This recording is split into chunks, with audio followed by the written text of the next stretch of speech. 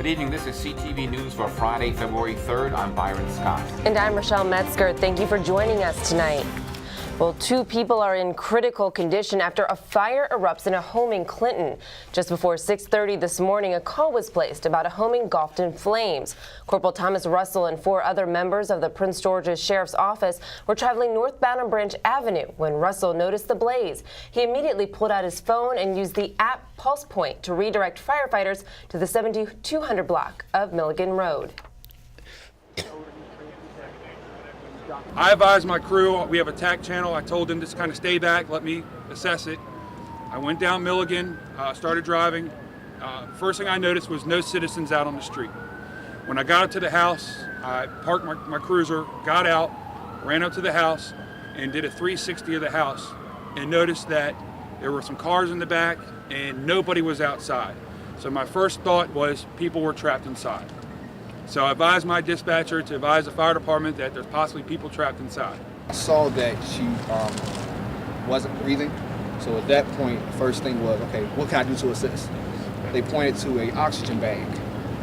I guess I created the device to make it work for her, at which point I continually gave her 5-second compressions, at which point, gave her the opportunity to breathe. No word yet on the cause of that fire. 2 police organizations filed a complaint with the Justice Department alleging discrimination in the Prince George's County Police Department. The Hispanic National Law Enforcement Association and the United Black Police Officers Association sent the letter to the feds. The groups are working along with the NAACP and say there is a pattern of abuse and retaliation against Hispanic and black police officers. Meantime, the department and the FOP have announced the creation of a fact-finding panel to examine issues of fairness in the department's promotion and discipline practices. Issue.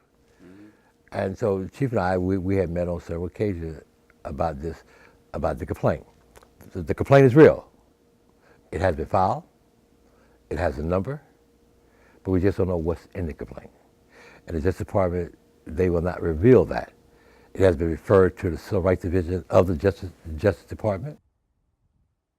A spokesperson for the department says they have not seen the complaint and not aware of any of the specifics.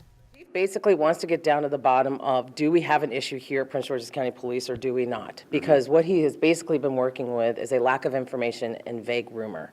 So without actual specifics, names, date, cases, this happened on this day, these people were involved, he can't act.